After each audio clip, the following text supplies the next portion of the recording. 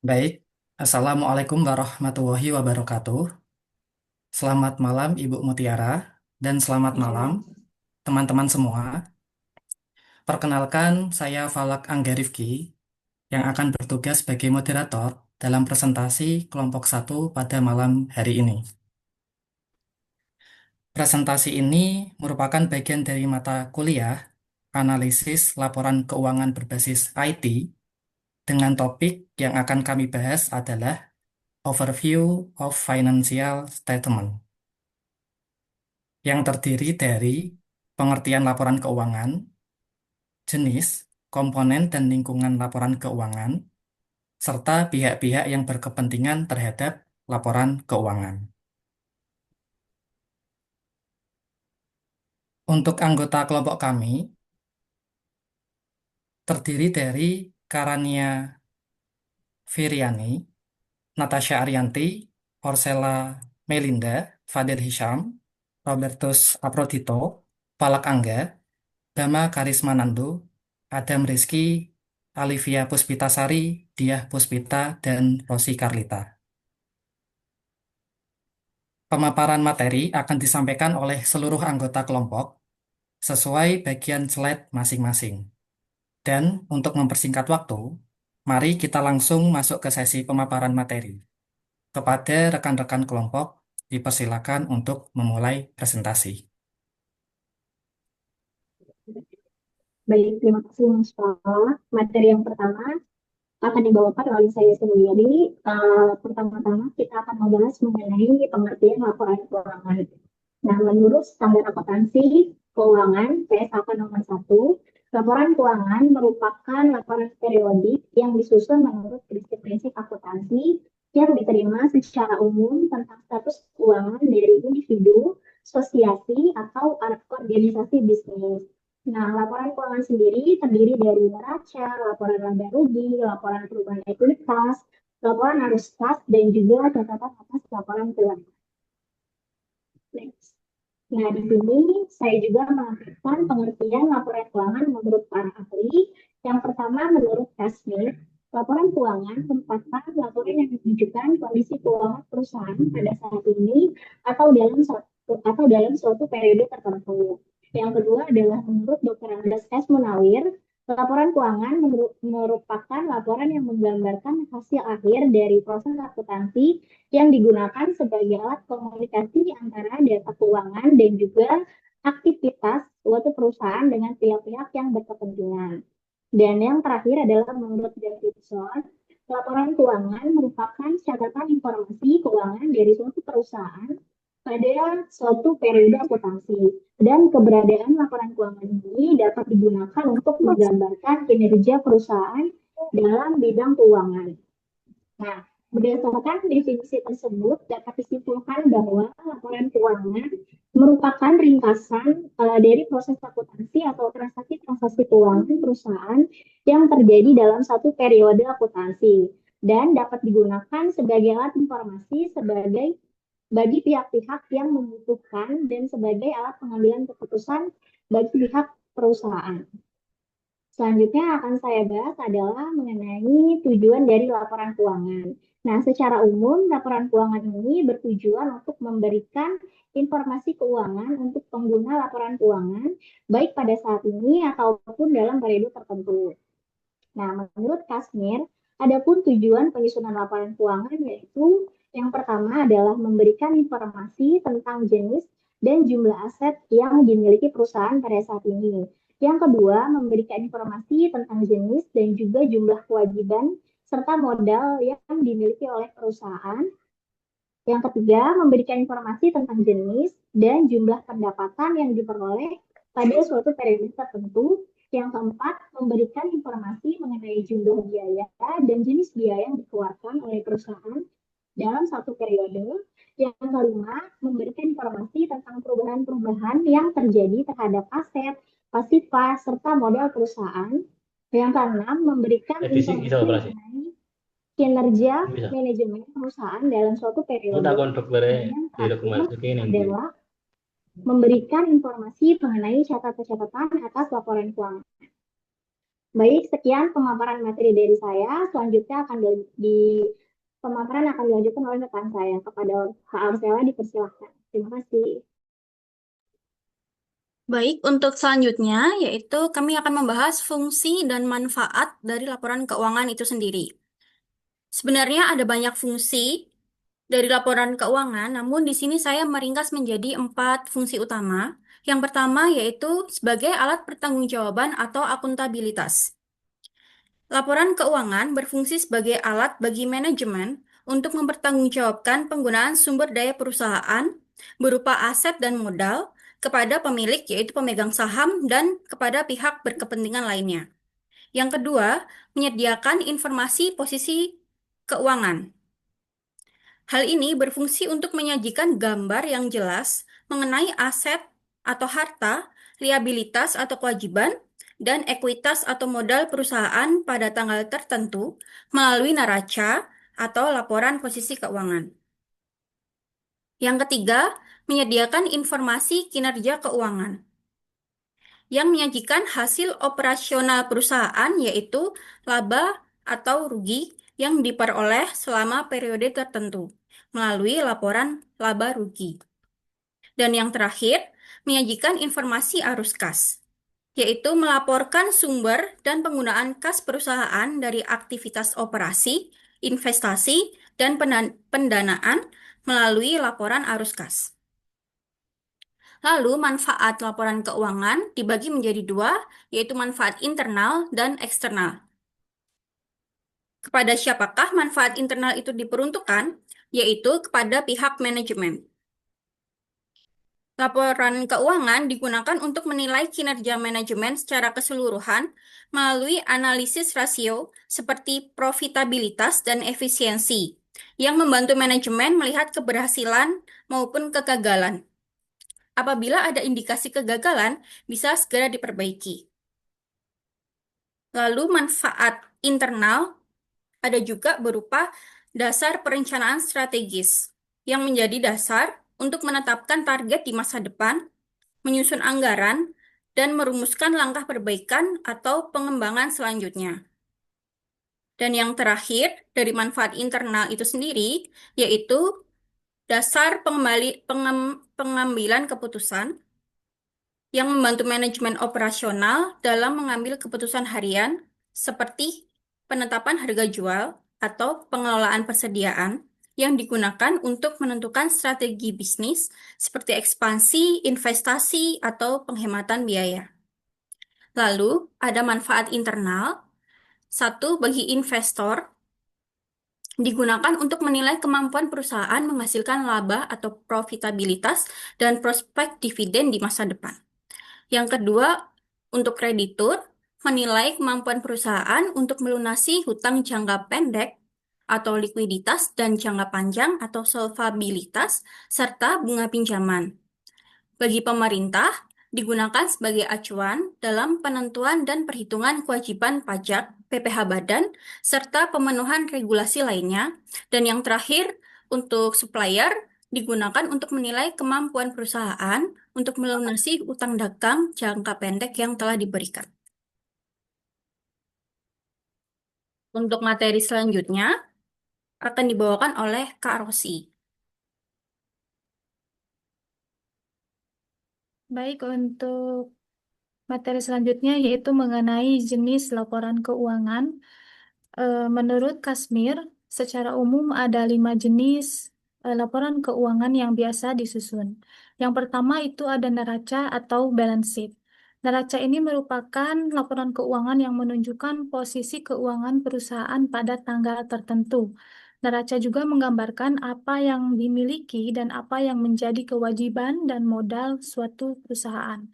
Pada praktiknya, neraca ini didapat disusun dalam beberapa bentuk. Yang pertama itu ada bentuk kontrol dan yang kedua itu ada bentuk stafel. Boleh di next Kak?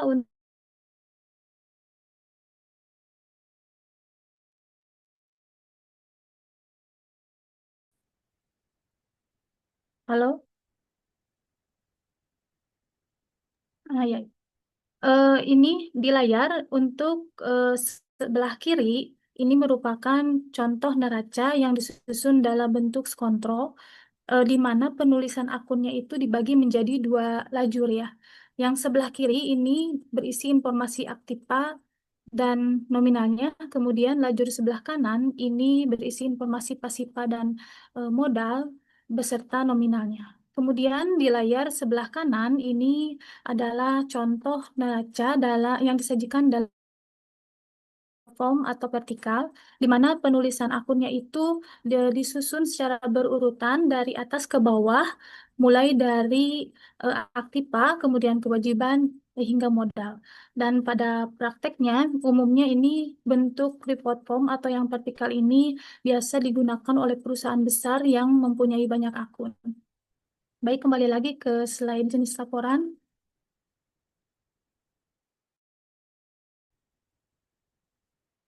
Jenis laporan keuangan yang kedua itu ada laporan laba rugi, di mana laba rugi ini adalah laporan keuangan yang menggambarkan hasil usaha perusahaan dalam periode tertentu. Dalam laporan laba rugi ini tergambar jumlah pendapatan dan sumber-sumber yang diperoleh, kemudian juga tergambar jumlah biaya dan jenis-jenis biaya yang dikeluarkan selama periode tertentu. Dari jumlah biaya ini nanti akan terdapat selisih yang nantinya bisa disebut laba atau rugi. Berikut adalah contoh dari bentuk laporan laba rugi. Dalam praktiknya itu ada dua bentuk. Yang pertama ini di layar sisi sebelah kiri, ini ada contoh bentuk laporan laba rugi single step. Di mana di sini dapat dilihat bahwa komponen akunnya itu disajikan di ringkas, di mana ini hanya ada laba bersih. Sedangkan di layar di sisi sebelah kanan ini ada contoh bentuk laporan laba rugi multiple step, di mana rincian komponennya ini lebih terperinci. Selain ada laba bersih, disajikan juga akun laba kotor. Kembali lagi Kak ke jenis laporan. Baik, untuk laporan keuangan yang ketiga itu ada laporan perubahan ekuitas. Laporan perubahan atau perubahan modal ini merupakan laporan yang berisi jumlah dan jenis modal yang dimiliki oleh suatu perusahaan pada saat ini. Laporan yang berisi jumlah dan jenis modal yang dimiliki oleh perusahaan ini menggambarkan juga perubahan modal dan sebab-sebab perubahan modal di perusahaan itu. Kemudian keuangan yang keempat itu ada laporan arus kas. Laporan arus kas merupakan laporan yang menunjukkan semua aspek yang berkaitan perusahaan, baik yang langsung ataupun tidak langsung terhadap kas. Dan yang terakhir itu ada laporan keuangan CALK atau catatan atas laporan. CALK ini merupakan laporan yang memberikan apabila ada laporan keuangan yang memerlukan penjelasan tertentu atau laporan ini tambahan atau penjelasan terperinci mengenai yang disajikan dalam laporan keuangan utama. Baik, untuk materi selanjutnya umum dari perbandingan antar jenis laporan keuangan akan disampaikan saya, Kak Robertus. Silakan, Kak. Baik, terima kasih Kak Rosi. Mohon izin Bu Muti dan teman-teman, untuk memudahkan kita mempelajari jenis laporan keuangan, berikut disandingkan beberapa karakteristik dari jenis-jenis laporan keuangan. Nah, ini sudah disajikan di dalam tabel. Tabel ini menampilkan 5 jenis laporan utama yang digunakan perusahaan dalam pelaporan keuangan. Seperti bisa kita lihat, yang nomor 1, laporan posisi keuangan atau neraca, berisi informasi tentang aset, kewajiban, dan ekuitas. Tujuan analisisnya adalah untuk menilai likuiditas, solvabilitas, serta posisi keuangan perusahaan secara keseluruhan. Dalam konteks berbasis IT, analisis ini dapat dilakukan melalui pemantauan aset dan kewajiban secara real time atau langsung menggunakan sistem ERP. Apa itu sistem ERP? Nanti kalau teman-teman yang nggak tahu, boleh mengajukan pertanyaan ya. Kemudian selanjutnya yang kedua ada jenis laporan keuangan laporan laba rugi. Laporan laba rugi ini memuat pendapatan, beban, serta laba kotor dan juga laba bersih. Laporan ini digunakan untuk menilai profitabilitas dan juga efisiensi operasional perusahaan. Dengan menggunakan pendekatan IT, analisis laba dapat dilakukan melalui dashboard dan juga software akuntansi untuk melihat performa keuangan secara dinamis. Kemudian yang ketiga, laporan perubahan ekuitas menjelaskan pergerakan modal, kemudian laba ditahan, dan juga dividen. Tujuannya adalah untuk menilai kebijakan distribusi laba dan struktur modal. Dalam sistem berbasis IT, proses ini bisa terotomatisasi atau secara otomatis dapat untuk melacak perubahan ekuitas secara sistematis dari awal dan juga akhir sampai akhir. Kemudian yang keempat ada laporan arus kas, menggambarkan arus kas operasi, investasi, dan juga pendanaan. Analisis laporan ini bertujuan menilai kemampuan perusahaan dalam menghasilkan dan juga mengelola arus kas. Dengan dukungan IT, data arus kas dapat divisualisasikan menggunakan Power BI atau Tableau sehingga lebih mudah dipahami. Kemudian jenis laporan keuangan yang terakhir yaitu yang kelima ada catatan atas laporan keuangan berisi kebijakan akuntansi, rincian akun, serta informasi tambahan lainnya. Catatan ini memberikan konteks kualitatif yang membantu memahami angka-angka pada laporan keuangan. Pendekatan teknologi IT memungkinkan analisis teks atau text mining untuk mendeteksi pola atau risiko yang tersembunyi di balik laporan keuangan. Jadi teman-teman dapat disimpulkan secara keseluruhan melalui integrasi teknologi informasi, proses analisis laporan keuangan menjadi 1. Lebih cepat, 2. Akurat, dan yang ketiga interaktif. Lebih cepat, lebih akurat, dan juga lebih interaktif sehingga dapat mendukung pengambilan keputusan yang lebih baik. Nah, itu tadi dari jenis laporan keuangan. Materi selanjutnya akan dijelaskan oleh rekan saya, yaitu Kak Natasha. Silahkan, Kak Natasha. Ya, terima kasih. Seperti yang sudah dijelaskan oleh rekan saya, terdapat 5 jenis laporan keuangan. Saya akan menjelaskan lebih detail mengenai komponen-komponen laporan keuangan tersebut. Yang pertama adalah komponen laporan posisi keuangan atau neraca. Secara garis besar, komponen neraca dibagi menjadi 2, yaitu aktiva dan pasiva. Aktiva juga dapat kita sebut juga aset, di mana di dalam aktiva tersebut dapat dikelompokkan lagi menjadi 3, yaitu aktiva lancar yang berisi kas, efek, wesel tagih, piutang, dan persediaan. Aktiva tetap yang berisi tanah, gedung, dan alat transportasi, serta aktiva tidak berwujud yang berisi goodwill, paten, dan trademark. Sedangkan pasiva terbagi menjadi 2 kelompok, yaitu liabilitas atau kewajiban yang berisi utang lancar dan utang jangka panjang, serta modal atau ekuitas.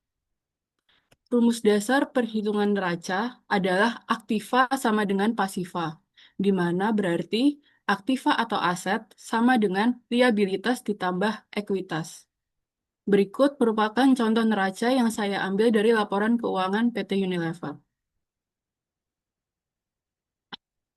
Dapat dilihat bahwa laporan posisi keuangan PT Unilever menggunakan bentuk laporan vertikal yang menampilkan laporan dengan 2 tahun periode, yaitu periode saat laporan tersebut dibuat, di sini berarti tahun 2024, dan 1 tahun sebelumnya, yaitu tahun 2023.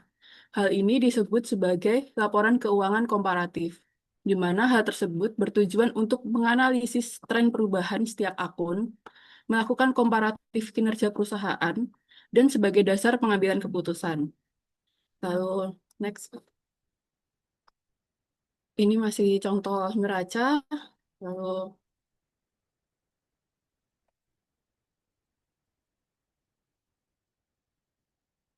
sebelumnya lagi.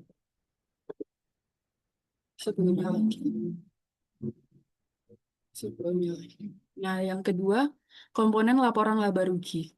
Secara garis besar, komponen laporan laba rugi ada 3, yaitu pendapatan, biaya pokok penjualan, dan biaya atau beban perusahaan. dan beban penjualan. Pendapatan perusahaan dibagi menjadi dua, yaitu pendapatan operasional yang berkaitan langsung dengan aktivitas dan hasil usaha pokok perusahaan, dan non-operasional yang berkaitan dengan pendapatan yang tidak terkait dengan aktivitas perusahaan dan didapatkan dari faktor eksternal. Lalu, biaya pokok penjualan atau harga pokok penjualan merupakan biaya langsung yang dikeluarkan untuk memproduksi dan menjual produk. Untuk perusahaan dagang, biasanya biaya persediaan dan biaya lain yang harus dikeluarkan perusahaan untuk memperoleh persediaan tersebut. Sedangkan untuk perusahaan jasa berisi biaya yang timbul akibat jasa yang diberikan. Biasanya adalah biaya sumber daya yang dipakai untuk menghasilkan jasa tersebut. Lalu yang terakhir, biaya atau beban usaha pada umumnya meliputi beban yang berkaitan dengan kegiatan operasional perusahaan, misalnya penyusutan, biaya sewa kantor, dan biaya gaji pegawai administratif, serta biaya non-operasional, misalnya kerugian yang timbul akibat menjual aset, kerugian karena bencana alam, dan lain-lain. Cara menghitung laporan laba rugi adalah yang pertama, laba kotor sama dengan pendapatan dikurangi harga pokok penjualan. Lalu laba bersih sebelum pajak sama dengan laba kotor dikurangi beban usaha. Dan yang terakhir laba bersih setelah pajak sama dengan laba bersih sebelum pajak dikurangi beban pajak. Berikut merupakan contoh laporan laba rugi yang saya ambil dari laporan keuangan PT Unilever. Lalu selanjutnya, yang ketiga, komponen laporan perubahan ekuitas. Secara garis besar, komponen laporan perubahan ekuitas ada tiga, yaitu saldo awal ekuitas, perubahan-perubahan pada periode berjalan, dan saldo akhir ekuitas. Saldo awal ekuitas berisi nilai total ekuitas perusahaan pada awal periode pelaporan. Perubahan-perubahan pada periode berjalan adalah seluruh hasil kegiatan operasional perusahaan maupun transaksi dengan pemilik, termasuk di dalamnya jika terdapat dividen yang dibagikan yang menyebabkan bertambah atau berkurangnya ekuitas. Lalu yang terakhir, saldo akhir ekuitas adalah total akumulasi seluruh komponen ekuitas pada akhir periode pelaporan. Rumus perhitungannya adalah saldo akhir ekuitas sama dengan saldo awal ekuitas ditambah net profit dikurangi dividen ditambah atau dikurangi perubahan lainnya. Berikut merupakan contoh laporan perubahan ekuitas yang saya ambil dari PT Uni. Lalu untuk selanjutnya, komponen laporan arus kas akan dilanjutkan oleh rekan saya, Karania. Terima kasih. Baik, kita masuk ke komponen selanjutnya dari laporan keuangan, yaitu laporan arus kas. Sebagaimana yang dijelaskan dari Kak Dito tadi, tujuan analisis dari laporan arus kas ini untuk melihat kemampuan menghasilkan dan mengelola kas sebuah perusahaan. Secara umum, laporan ini memiliki fungsi untuk mengetahui kemampuan perusahaan menghasilkan arus kas di masa depan, untuk membayar, kemudian untuk mengetahui kemampuan perusahaan untuk membayar dividen, utang, serta kewajiban lainnya, dan untuk mengetahui kegiatan investasi dan pembiayaan apa saja yang dilakukan oleh perusahaan. Komponen dari laporan arus kas ini terdiri atas 3 hal, yaitu arus kas dari aktivitas pendanaan atau financing, dari aktivitas operasi, dan dari aktivitas investasi. Laporan arus kas ini dapat disajikan dengan 2 metode. Metode pertama adalah metode direct atau langsung. Metode ini akan menyajikan secara langsung penerimaan dan pengeluaran kas dari kegiatan operasi perusahaan, yang mana laporan akan menunjukkan kas yang benar-benar diterima dan dibayarkan. Sebagaimana yang terlihat pada contoh, itu langsung mencantumkan penerimaan dari pelanggan, kemudian pembayaran ke pemasok, dan perolehan penjualan aset dan lainnya.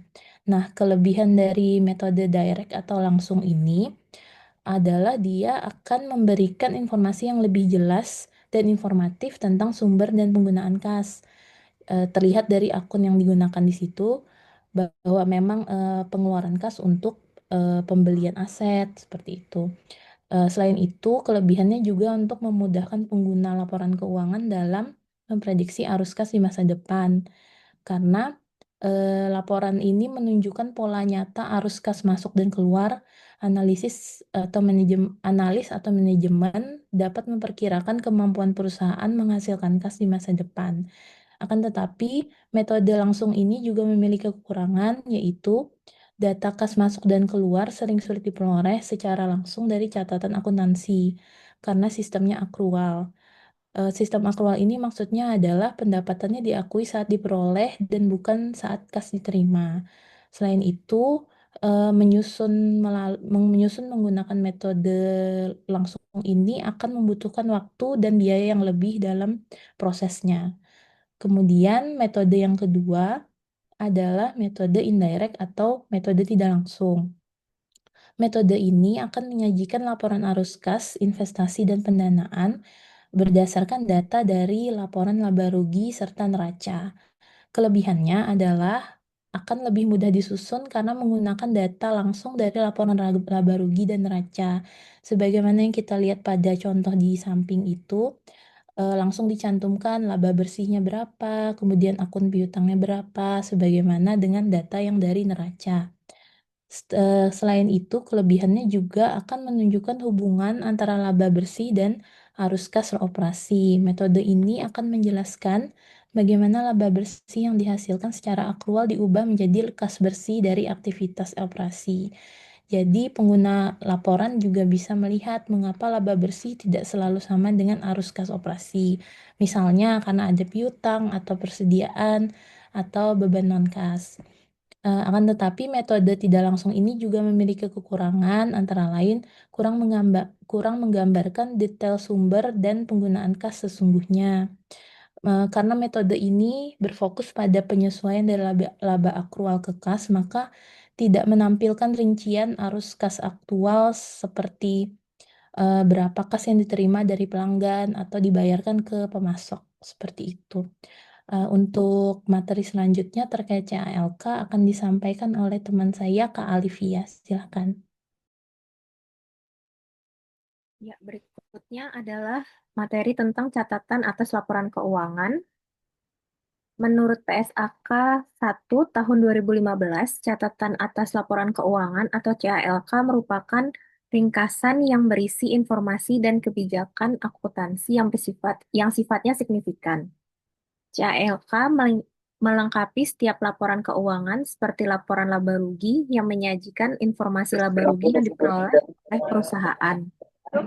Bisa dilihat di contoh sebelah, ini merupakan contoh dari CALK dari BPKRI tahun 2008. Bisa dilihat informasi signifikannya berupa hibah sebesar 305 juta rupiah, lalu realisasi PNBP yang disetorkan ke rekening kas negara sebesar 1.900.000.000 sekian.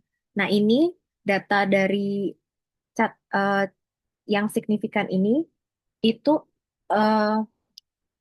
informasinya membantu di informasi laporan laba rugi. Lalu selanjutnya, nah tujuan untuk pembuatan CLK ini bagi pihak pengguna itu bagi internal perusahaan atau instansi dan eksternal. Untuk internal, biasanya untuk manajemen dan direksi itu digunakan untuk pengambilan keputusan bagi perusahaan. Nah, untuk eksternalnya ada berguna untuk investor, supplier, dan pemerintah. Ini jika dari sisi perusahaan. Dan tujuan lainnya adalah untuk meminimalisir salah paham. Yaitu memberikan penjelasan detail dari semua pos yang disajikan di laporan keuangan untuk menghindari salah interpretasi. Seperti contoh di atas, seperti ada hibah, nah itu kan bisa jumlahnya signifikan. Nah, jadi harus dituangkan dalam CLK karena jumlahnya itu mempengaruhi dari laporan laba rugi. Lalu untuk transparansi, publik dapat mengetahui kondisi keuangan dan fiskal sebuah perusahaan secara lebih mendalam. Nah, untuk materi selanjutnya akan dijelaskan oleh Saudara Adam. Ya, terima kasih Mbak Iya. Selanjutnya kita membahas terkait tentang lingkungan laporan keuangan. Next. Jadi lingkungan laporan keuangan mencakup kondisi dan faktor yang mempengaruhi proses penyusunan, penyajian, dan analisis laporan keuangan. Faktor-faktor ini meliputi aspek ekonomi, sosial, hukum, teknologi, dan kebijakan perusahaan. Next. Nah, seperti yang sudah dijelaskan di awal tadi ada tujuan laporan keuangan ini, yaitu memberikan informasi keuangan tentang posisi dan kinerja perusahaan, lalu menjadi dasar pengambilan keputusan ekonomi, menilai kemampuan menghasilkan laba dan arus kas, serta memberikan akuntabilitas manajemen terhadap pemilik modal. Nah, faktor yang mempengaruhi lingkungan laporan keuangan, yang pertama adalah regulasi dan standar akuntansi. Itu bisa berupa PSAK, IFRS, OJK.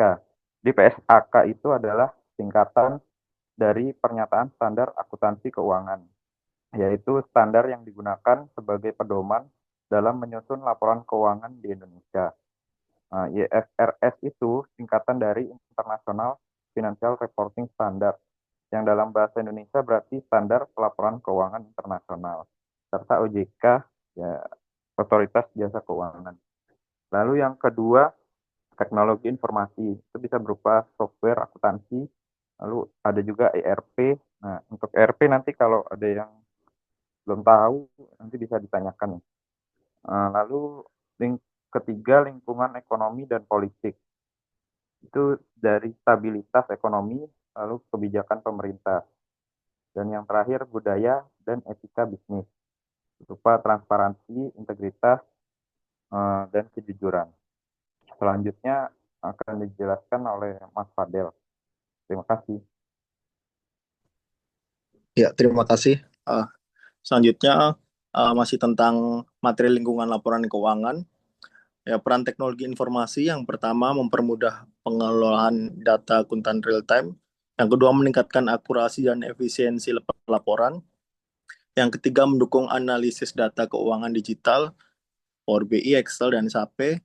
Yang keempat memungkinkan audit berbasis sistem atau e-audit. Tantangan dalam era digital, yang pertama ada ancaman keamanan data dan keuangan. Yang kedua ada ketergantungan pada sistem dan perangkat lunak. Yang ketiga perlunya kompetensi akuntan dalam teknologi. Yang keempat adaptasi terhadap standar pelaporan digital. Untuk yang terakhir, lingkungan laporan keuangan itu dipengaruhi oleh faktor internal dan eksternal. Teknologi berperan penting dalam efisiensi dan akurasi pelaporan. Pemahaman yang baik membantu analisis yang berbasis data dan akuntabel. Nah, ini nanti untuk terkait faktor internal dan eksternal akan dijelaskan oleh Kak Falak dan Kak Bama. Terima kasih.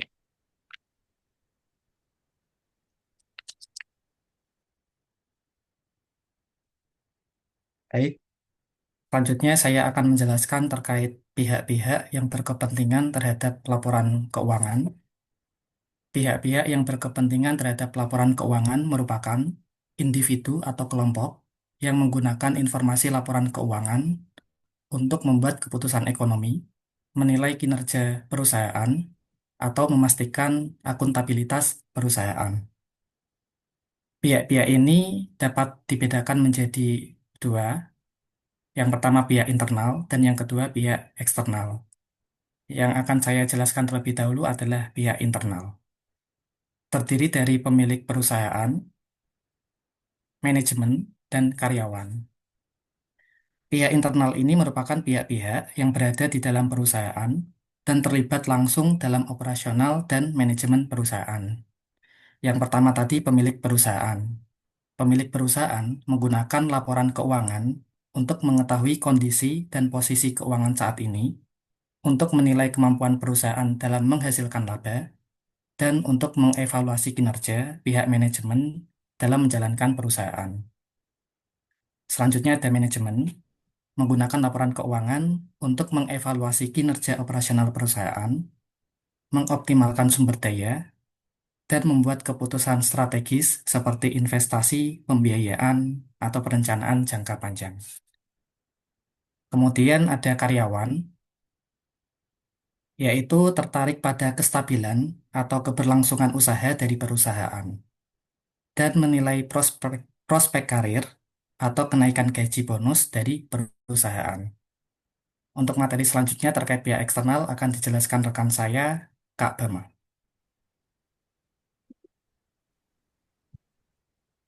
Baik, untuk yang selanjutnya dari pihak eksternal dari luar perusahaan, yang pertama ada investor dan kreditur. Eh, ini berkepentingan juga untuk investor dan kreditur bagi investor untuk memeriksa tingkat utang dan kemampuan perusahaan membayar kewajibannya. Jadi misalkan tadi sudah dijelaskan di contoh-contoh laporan keuangan di atas, bisa dilihat dari neraca. Kalau misalkan misal utangnya 2 kali lipat lebih besar daripada modal, nanti investornya bisa menandakan risiko keuangannya cukup tinggi atau tidak gitu.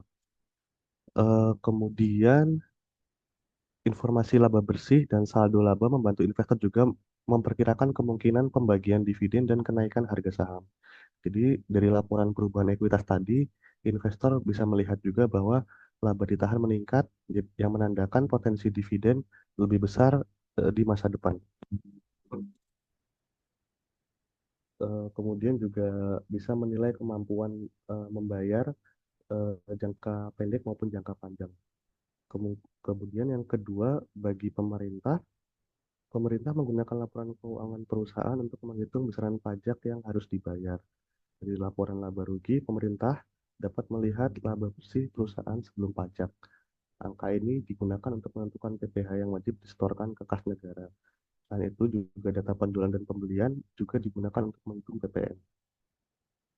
Kemudian yang ketiga untuk pemasok dan mitra bisnis. Nah ini untuk mitra bisnis bisa juga jadi tahu apakah perusahaan ini mampu menepati komitmen seperti pembagian keuntungan, pengiriman barang, atau pembayaran bagi hasil.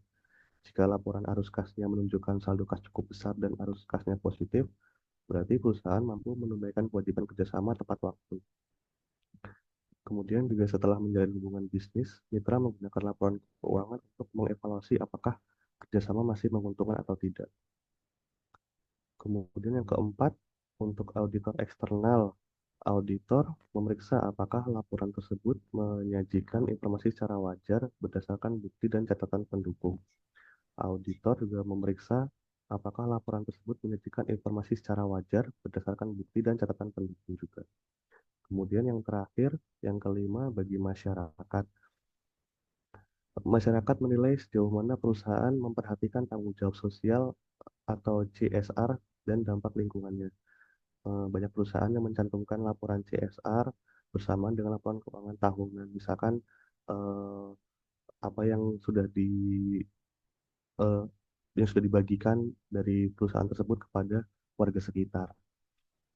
Kemudian next. Nah, yang terakhir, laporan keuangan bukan hanya alat pelaporan formal, tetapi juga sarana komunikasi penting antara dan pelaporan.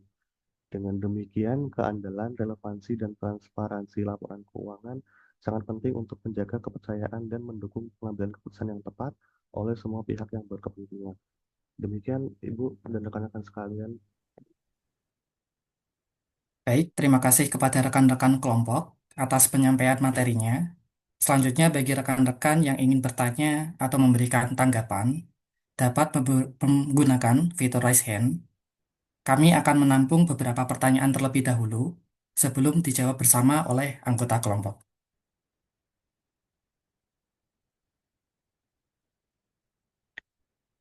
Baik, kami persilakan kepada Kak William. Kepada Kak William, dipersilakan.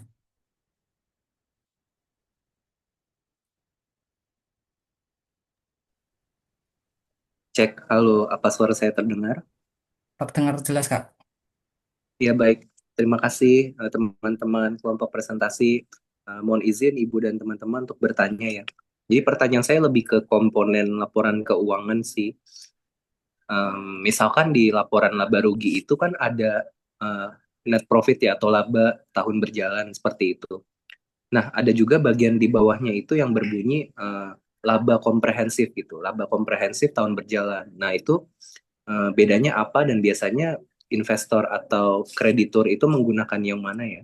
Kira-kira seperti itu. Terima kasih.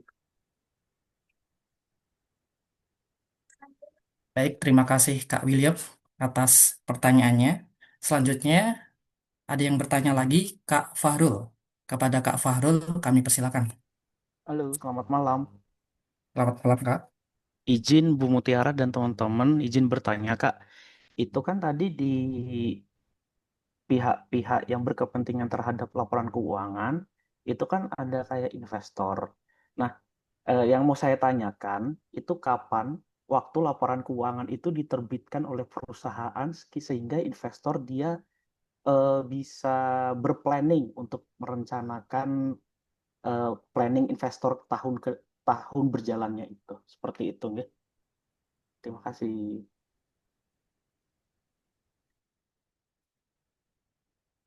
Baik, terima kasih Kak Fahrul atas pertanyaannya. Untuk pertanyaannya, saya coba konfirmasi kembali. Saya bacakan kembali.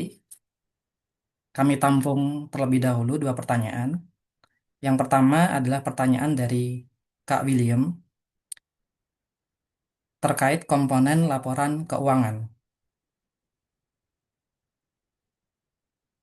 Misalkan di laporan laba rugi ada net profit atau laba tahun berjalan. Kemudian ada juga bagian bawahnya laba komprehensif tahun berjalan.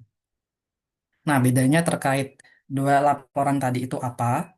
Dan biasanya investor atau kreditor menggunakan yang mana? Kemudian pertanyaan dari Kak Fahrul, yaitu pihak-pihak yang berkepentingan di laporan keuangan. Di mana kapan waktu laporan keuangan diterbitkan perusahaan sehingga investor tersebut dapat berencana investasi di tahun berjalan. Baik, begitu ya Kak. Betul, Baik, Kak. terkait pertanyaan dari Kak William dan Kak Fahrul, dari rekan-rekan kelompok yang ingin menjawab atau memberikan tanggapan, dipersilakan.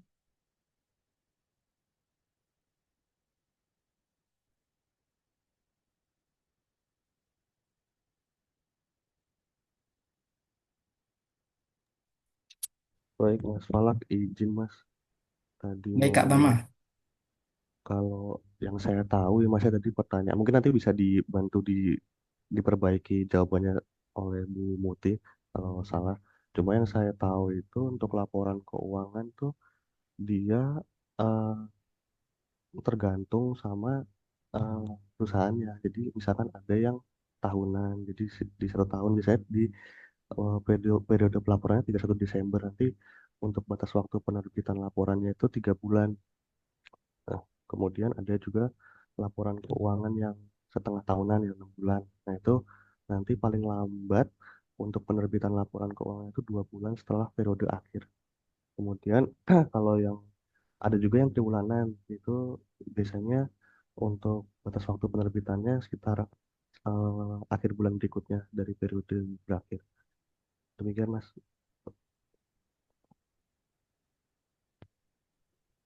Eh, Mas Palak, saya izin menjawab pertanyaan dari Kak William. Baik Kak Karania. Baik, tadi kan pertanyaannya terkait perbedaan dari laba tahun berjalan sama laba komprehensif ya. Secara singkatnya sih, laba tahun berjalan itu dia diperoleh dari laporan laba rugi, sedangkan kalau laba komprehensif tahun berjalan itu laporan laba rugi dan penghasilan komprehensif lainnya. Penghasilan komprehensif lainnya ini contohnya apa aja sih?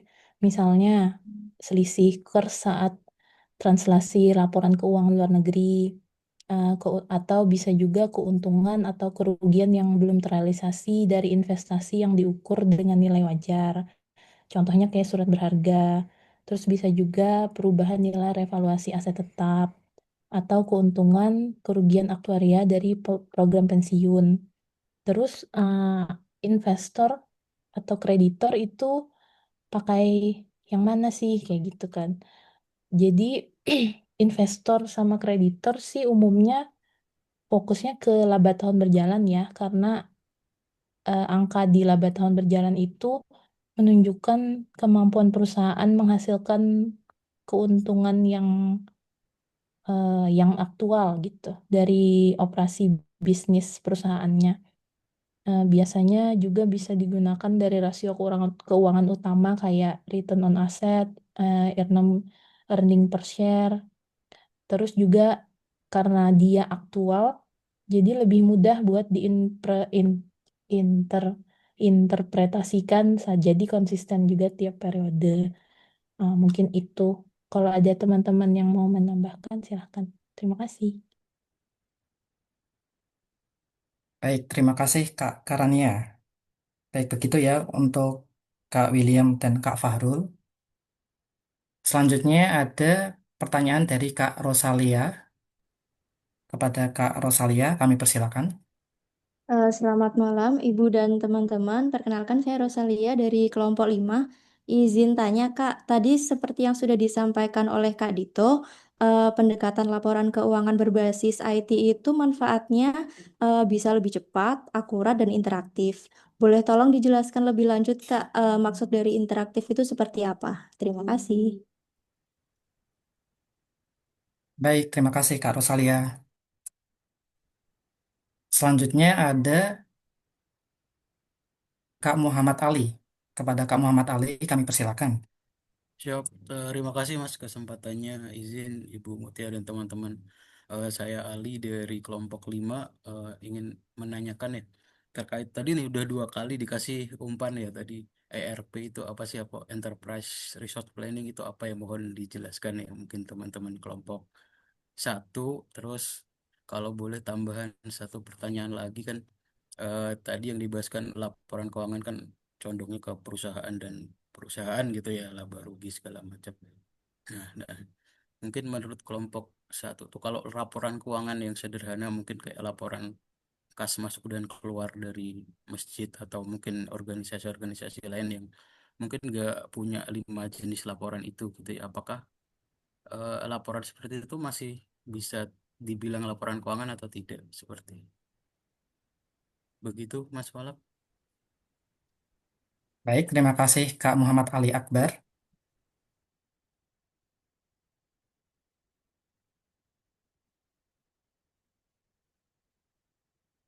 Sepertinya cukup ada 4 pertanyaan saja. Oh, masih ada satu lagi. Sekalian saya tambahkan ini untuk Kak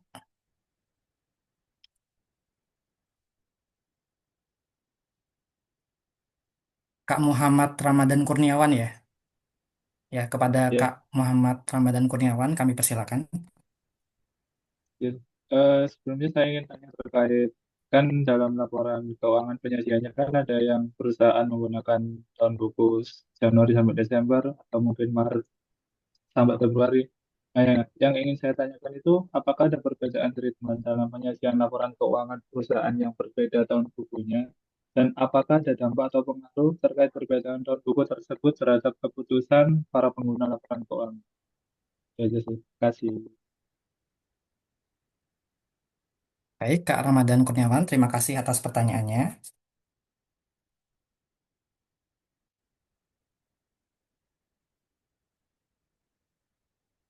Baik, tadi ada beberapa pertanyaan dari Kak Rosalia, Kak Muhammad Ali, dan Kak Muhammad Ramadan Kurniawan. Untuk Kak Rosalia menanyakan terkait di mana Kak Dito tadi sempat menjelaskan terkait pendekatan IT dan menjelaskan manfaatnya ada yang lebih cepat dan akurat.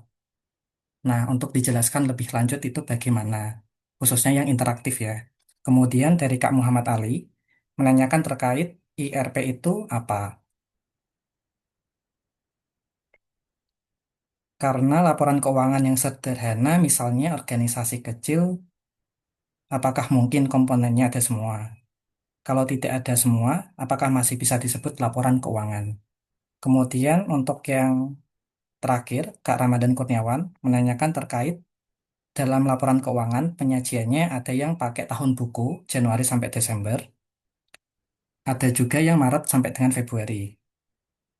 Nah, pengaruh perbedaan tahun buku tersebut, apakah ada bedanya dan pengambilan keputusan perusahaan bagaimana? Baik, terkait pertanyaan teman-teman ini, bagi rekan-rekan kelompok yang ingin menjawab atau memberikan tanggapan, dipersilakan. Baik, izin Mas Falak menanggapi pertanyaan dari Mbak Rosalia. Baik, Kak. Izin Bu Muti, mohon dikoreksi apabila jawaban saya masih kurang tepat atau kurang sesuai. Jadi begini, Mbak Rosalia dan juga teman-teman, sesuai literasi yang sudah saya baca, dengan dukungan teknologi informasi seperti ERP, Power BI, dan juga Tableau, pengguna bisa satu, memilih dan menyaring data secara langsung, kemudian melihat perubahan data secara real time, kemudian yang ketiga melakukan drill down. Drill down itu seperti penelusuran detail. Kemudian yang keempat menghubungkan antara laporan keuangan secara visual, Kemudian yang kelima menyajikan data dalam bentuk visual yang dapat disesuaikan dengan pengguna. Nah, dapat disimpulkan maksud dari interaktif tadi ya, khususnya kan interaktif yang ditanyakan. Itu bermakna bahwa pengguna tidak hanya membaca laporan keuangan secara pasif, tetapi juga dapat berinteraksi, tanda kutip, berinteraksi secara langsung dengan data. Karena data itu dapat digali dari informasi dari berbagai sudut. Jadi bisa melihat hubungan antar unsur laporan keuangan secara visual, dinamis, dan juga otomatis tadi melalui teknologi informasi. Sehingga dapat menjadikan proses analisis itu yang pertama tadi jadi lebih mudah dipahami, kemudian lebih cepat menemukan penyebab perubahan keuangan, dan juga lebih efektif untuk mengambil keputusan terutama bagi manajerial atau pimpinan untuk kebaikan atau langkah organisasi ke depannya. Seperti itu kurang lebihnya. Terima kasih atas pertanyaannya, Mbak Rosalia.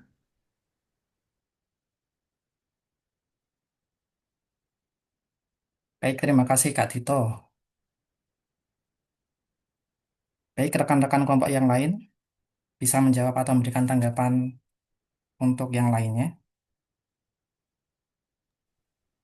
Izin menjawab, itu pertanyaan yang mengenai laporan keuangan sederhana. Dari pertanyaan siapa tadi ya? Mohon maaf, saya lupa catat. Yang sama penjelasan IRP tadi ya, Kak? IRP. Ya, Kak Muhammad Ali. Nah, oh ya, Kak Muhammad Ali, izin menjawab. Eh, Mohon maaf sebelumnya kalau misalkan jawaban saya keliru, nanti mungkin bisa diperbaiki sama dengan. Tapi saya hanya menjawab yang laporan keuangan sederhana, yaitu yang kalau misalkan dikeluarkan oleh sebuah organisasi atau misalkan warung-warung kecil mungkin ya, bukan perusahaan-perusahaan besar. Kalau misalkan itu hanya sekedar catatan-catatan, itu kalau menurut saya itu belum dapat diartikan sebagai laporan keuangan gitu ya, meskipun itu mungkin tersaji di sana ada keuntungan seperti itu. Kalau katakanlah warung-warung kecil gitu ya, itu hanya bisa disebut sebagai pembukuan saja gitu. Kalau yang disebut dengan laporan keuangan itu menurut saya itu adalah harus ada komponen-komponen dan disusun secara sistematis gitu. Seperti yang tadi dijelaskan gitu ya. Mungkin seperti itu, Kak. Baik, Kak Rosi. Terima kasih, Kak Rosi. Kemudian pertanyaan terakhir dari Kak Muhammad Ramadan Kurniawan. Bagi rekan-rekan kelompok yang ingin menjawab. Izin Mas Falak, Baik, Kak Dito. ya izin Silakan, Kak. menjelaskan menjawab pertanyaan dari Kak Ali ya, untuk aplikasi sistem ERP tadi ya, IRP. Oh, baik. Oke. Terus kemudian laporan keuangan organisasi kecil ya. Untuk sistem ERP sendiri merupakan kepanjangannya Enterprise Resource Planning merupakan sistem informasi berbasis teknologi yang mengintegrasikan berbagai fungsi bisnis. Nah, di dalamnya ada akuntansi, manajemen aset, persediaan, dan juga kewajiban perusahaan. Nah, itu tergabung dalam satu platform di sistem ERP tersebut. Kemudian laporan keuangan organisasi kecil itu tadi mungkin bisa disebut sebagai laporan keuangan ya. Yang penting di laporan keuangan tersebut seperti yang sudah dijelaskan teman-teman saya tadi, menyajikan informasi keuangan mendasar. Nah, informasi keuangan mendasar itu seperti apa?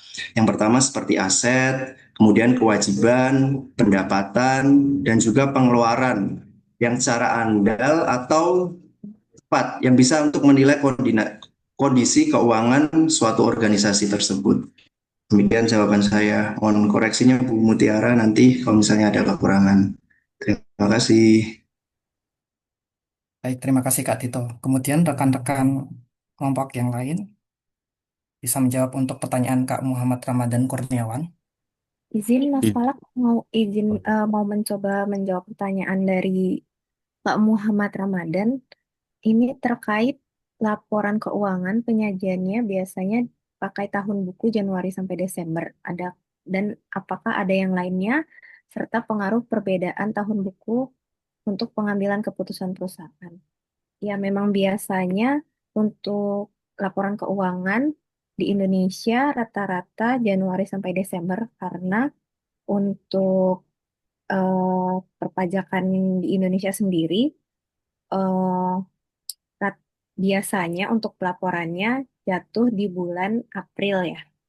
Terakhir di 30 April untuk laporan SPT tahunannya. Tapi tidak menutup kemungkinan juga ada perusahaan yang tahun bukunya berbeda dari Januari sampai Desember. Rata-rata memang untuk perusahaan retail Januari sampai Desember. Tapi ada juga yang seperti perusahaan wisata, travel agent gitu juga eh, ada yang tahun bukunya dari Februari, Februari sampai Januari. Jadi tutup bukunya adalah 31 Januari. Itu biasanya rata-rata karena menunggu setelah high season selesai. Jadi biasanya bulan Desember karena banyak yang menggunakan travel agent. Jadi untuk eh, memper memperbagus laporan keuangan. Jadi di akhir masanya itu laporan keuangan ditutup dengan laba yang tinggi karena banyak digunakan jasa dari travel agent itu. Nah, itu biasanya eh, itu salah satu alasannya dibuat eh, apa tahun bukunya dari Februari sampai Januari. Itu termasuk dari pengambilan keputusan perusahaan. Apabila teman-teman ada yang mau menambahkan, silahkan. Terima kasih. Baik, Izin, terima kasih. izin Mas Falak untuk Ya, menambahkan jawabannya Mbak Alifah tadi memang betul. Banyak perusahaan yang menggunakan tahun buku Januari Desember khususnya di Indonesia. Namun ada juga yang menggunakan masa berbeda. Sebenarnya pengaruh pengaruh atau enggaknya buat perusahaan itu pasti ada pengaruhnya ya. Salah satu pengaruhnya mungkin untuk menganalisis tren. Menganalisis tren itu artinya kalau tahun bukunya nggak sama, maka tren kinerja perusahaan mungkin juga akan berbeda dengan pengambilan keputusan perusahaan. Sebenarnya nggak yang terlalu pengaruh banget kalau perusahaan menyajikan laporan keuangan secara akurat dan tepat waktu. Terus menggunakan metode akuntansi yang konsisten juga. Sebenarnya perbedaan tahun buku itu nggak yang begitu pengaruh bagi pengambilan keputusan perusahaan, gitu Mas. baik Kak Orsela, terima kasih. Sepertinya sudah tidak ada pertanyaan lagi. Oke, saya izin ini ya, merangkum semua dari jawaban teman-teman ya. Tadi ya pertanyaan pertama ya mungkin saya akan menambahkan juga gitu ya. Pertanyaan dari Mas William, apa perbedaan net income sama yang komprehensif gitu ya tadi? Nah, kalau net income kan berarti dia itu komponennya adalah pendapatan, semua pendapatan dikurang dengan semua beban ya, termasuk beban pajak gitu ya. Biasanya dia tahun berjalan labanya. Terus yang kalau komprehensif, dia pendapatan, semua pendapatan ditambahin dengan pendapatan yang dari OC ya, other comprehensive income, misalkan kayak revaluasi ataupun yang lain-lain gitu ya. Nah, biasanya kalau untuk mengevaluasi dari investor itu lihatnya di net income gitu. Karena kan nanti kita belajar tentang apa profitabilitas ya. Nanti diambilnya dari net income gitu, Mas William. Terus selanjutnya dari pihak-pihak yang berkepentingan di laporan keuangan, terus kapan waktu laporan keuangan diterbitkan ya sehingga investor kapan waktunya untuk berinvestasi gitu waktu yang tepat ya. Nah, tadi kan udah dijelasin nama kelompok satu ya. Pihak-pihaknya sudah dijelaskan tadi terus kapan waktunya itu diterbitkan biasanya kan kalau yang tahunan itu Desember ya. Cuman kan harus diaudit ya. Diaudit itu paling tidak 3 bulan setelah Desember itu harus udah keluar laporan keuangan yang sudah diaudit gitu. Karena kan nanti ada pembayaran PPh badannya tuh ya, pelaporannya juga seperti itu. Terus kapan waktunya yang tepat ya kalau pelaporannya eh apa laporan keuangan di auditnya sudah keluar di akhir Maret, berarti Maret sampai April adalah waktu yang tepat gitu. Terus tadi pertanyaan dari Muhammad Ali berkaitan dengan ERP. ERP itu kan dia software ya, software perangkat lunak yang dia itu mencakup semua saling berintegrasi ya, antara finance, accounting, SDM-nya, HR-nya gitu ya, bagian penjualannya gitu kan. Nah, itu saling berintegrasi. Terus pertanyaan lainnya dari Muhammad Ali itu, menurut kelompok satu laporan keuangan yang sederhana, misalkan organisasi kecil mungkin nggak komponennya ada semua. Kalau misalkan perusahaan kecil ya nggak semuanya mencakup gitu ya, kecuali perusahaan besar. Terus selanjutnya dari ke Muhammad Ramadan, kaitan dengan laporan penyajian yang ada di pakai tahun buku Januari sampai Desember, pengaruh perbedaan tidak ada pengaruhnya ya, itu karena kan semua tergantung dari eh, jenis pelaporannya saja setiap perusahaan. Seperti itu. Terus ada lagi nggak yang ini? Udah ya, Izin Kak Rosalia, Ibu. Kak Rosalia. Oke, pendekatan laporan keuangan berbasis IT manfaatnya lebih cepat, akurat, dan interaktif. Oke, interaktif mungkin dia itu lebih bisa dilihat ya, interaktif. Jadi ya orang-orang bisa kalau laporan itu mungkin lebih terpercaya juga sih kalau yang interaktif itu. Mungkin itu Mbak Rosalia sama teman-teman yang lain. Akurat dan interaktif. Interaktifnya dari segi apa ya tadi? Dari teman-teman kelompok kelompok satu apa tadi? Untuk interaktifnya, tadi menjelaskan terkait pendekatan IT, manfaatnya lebih cepat, akurat, dan interaktif. Oke. Kalau akurat itu kan berarti lebih lebih terpercaya ya. Artinya si apa yang sudah ditulis itu adalah benar gitu ya. Paling itu sih. Oke, mungkin ada lagi?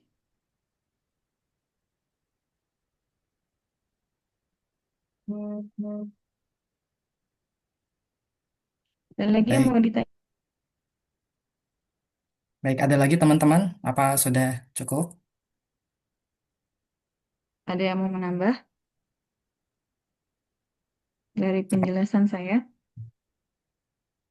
Baik Ibu, sepertinya sudah cukup Ibu.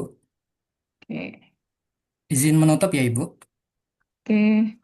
Baik, sebelum mengakhiri sesi presentasi dari kami ini atau menutup kelompok kami ingin mengucapkan terima kasih kepada Ibu Mutiara Rizky atas bimbingan dan waktunya, serta kepada teman-teman yang telah berpartisipasi aktif. Kami menyadari bahwa presentasi ini masih jauh dari sempurna. Untuk itu, kami sangat terbuka terhadap kritik dan saran yang membangun. Demikian presentasi dari kelompok kami. Selamat malam. Wassalamualaikum warahmatullahi wabarakatuh. Waalaikumsalam warahmatullahi Iya, wabarakatuh. Mas Falak ya. Ya, Oke, Bu. selanjutnya dari kelompok 5.